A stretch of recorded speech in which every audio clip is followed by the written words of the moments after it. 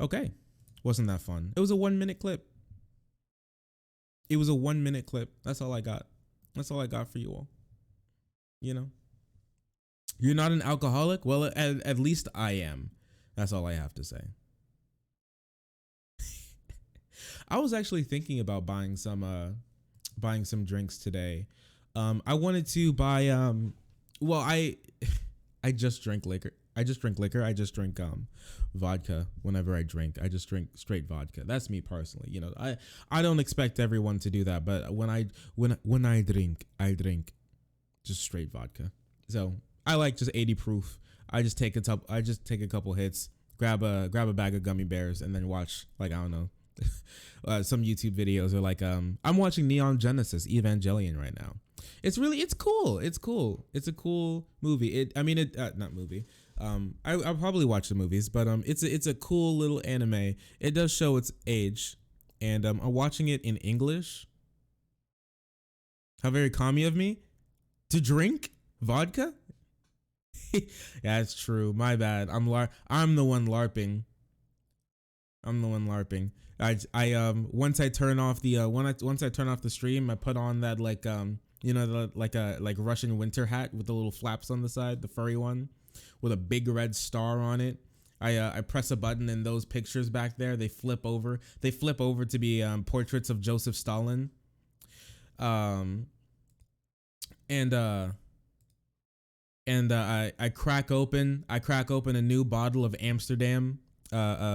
New Amsterdam vodka, and then the real party starts. That's where the real stream goes.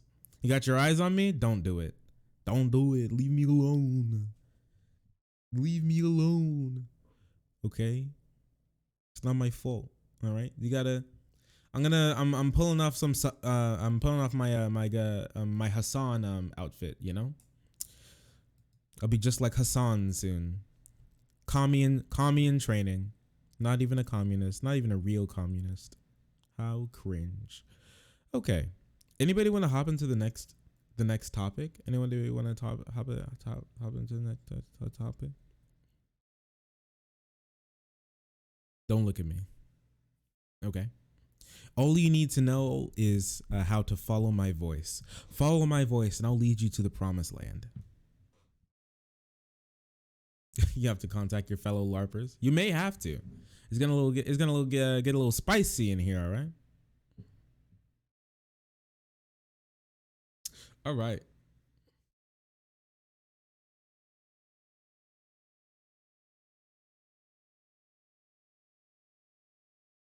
One second.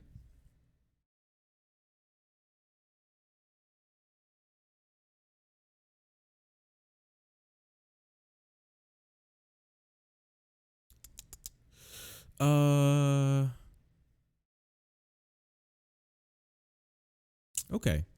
So we got something very interesting.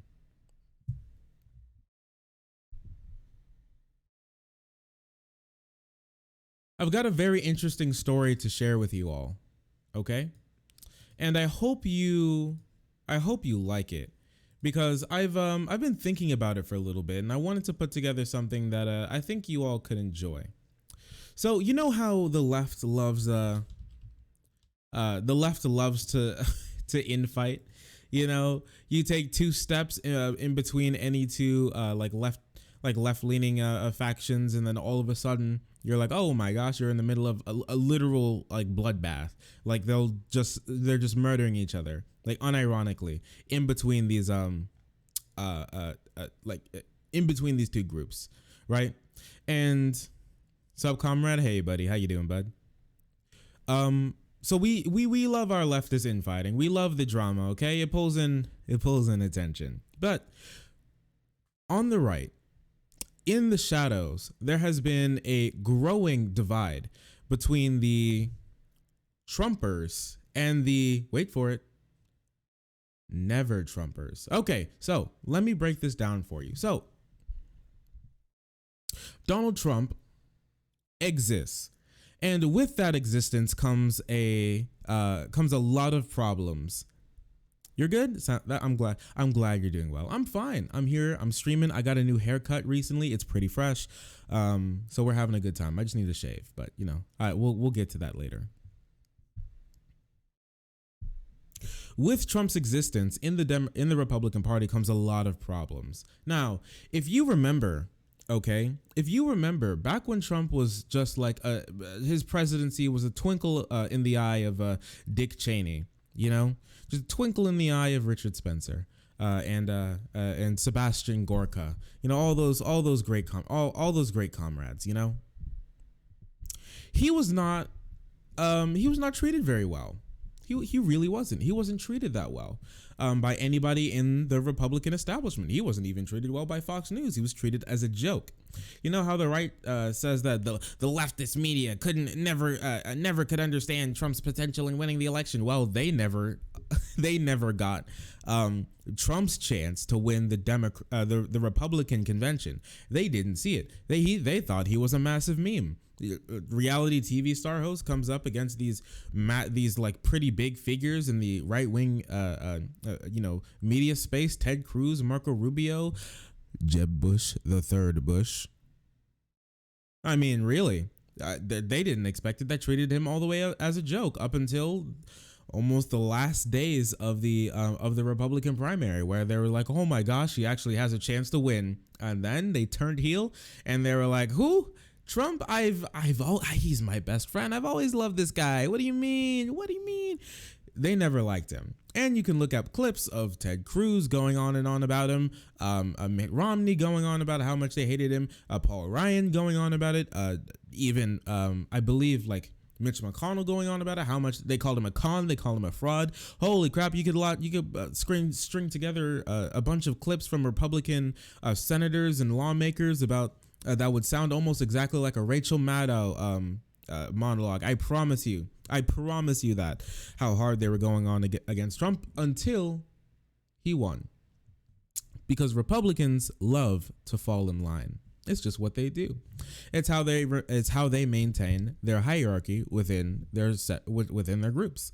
But the hierarchy actually is falling apart, and the one that's leading it is the Lincoln Project. Now, I don't know if you guys have heard of the Lincoln Project, but the Lincoln Project is a very big fixture in the Never Trump sort of movement. They put out a lot of anti-Trump ads. You've probably heard of the one that is like Trump is not well. Let me see if I can find it.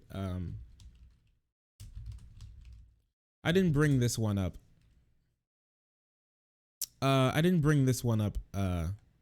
When I was looking. I'm not sure if I can find the ad, but it's called Trump is Not Well. They put out a bunch of ads like he's quaky, he's shaky, he can't keep his thoughts together. Would you look? Trump isn't well, you know?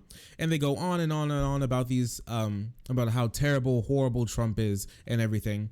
And it's important to remember that the Lincoln Project is still, no matter what, Republican. And as a Republican, they're breaking the sort of code that says just fall in line. They're not, because the Lincoln Project's job, through all of their anti-Trump ads, through all of their ads against senators and lawmakers that follow Trump who are in the Republican Party, their job is not to work for the Democrats. Their job is to rehabilitate the Republican Party. After Trump, there's lots of people wondering, where do things go after Trump? You know, what does the Republican Party do after Trump? Before Trump, they absolutely hated him. While he's in office, they loved him. And there's a big divide amongst the people who think, look, all right, lots of Republican voters absolutely adore Trump. Okay. No, even through this coronavirus debacle, he still has like an 80+% rating amongst Republican voters. Okay. They absolutely love him. We need to continue this. We need to bring in the fire, because he's rallying a lot of our people. All right. We need him. We need that fire still, even after he's out of office, to keep that going, to find a way to keep this party running. And there's lots of people in the Republican Party like, hey, we need to go back to civility politics. We need to go back to decency and law and order and all this like hunky dory, shake hands with the other side sort of garbage, right? But the thing to remember is that this is not a fight over policy. They all agree with Trump's policy, basically, except for the most egregious ones like the child separation policy and the one with Trump sending off unmarked paratroopers into these big cities to break the kneecaps of protesters who have BLM signs. Right. That's everything else. With those two things off the table, almost everything else, 90% of everything else, they are 100% in lockstep with. That's what you have to make sure you remember, because the Lincoln Project isn't through all their funny haha dunk on Trump memes through that they put out through their ads. With all that being said, they are not going to be advocating for Medicare for all anytime soon. They're not going to be advocating for a living wage anytime soon. They're not. They're just not.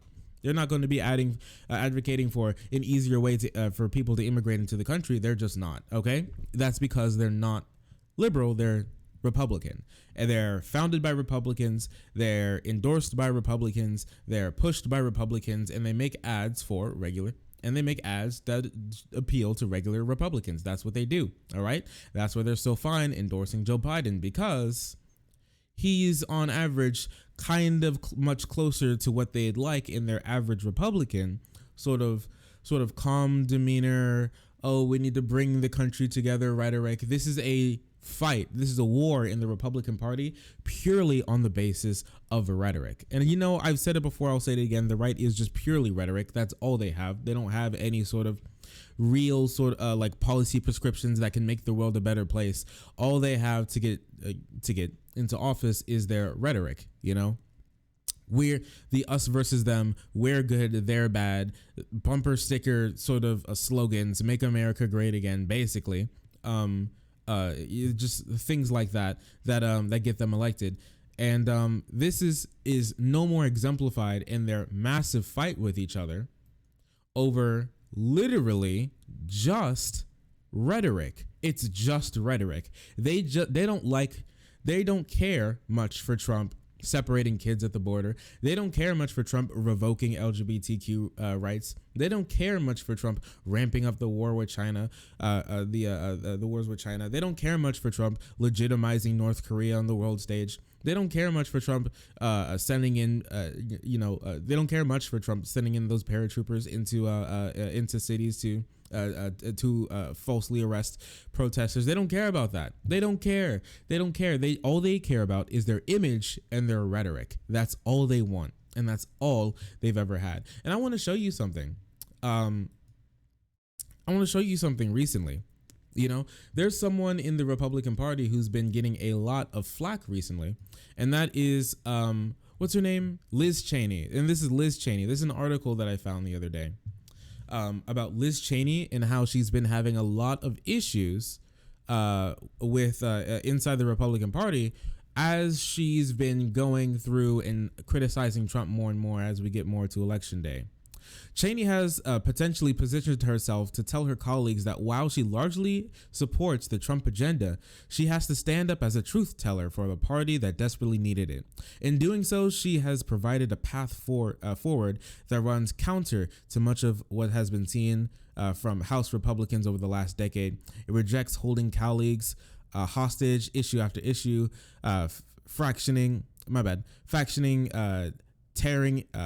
factions tearing each other apart in the name of conservatism, and the surrendering of long-held positions on issues like Russia, deficits, and even decency, simply because of who resides in the White House. It's a smart path if they choose to follow it. Now, do I think this path is going to lead the Republican Party to greener pastures in the future? No, absolutely not.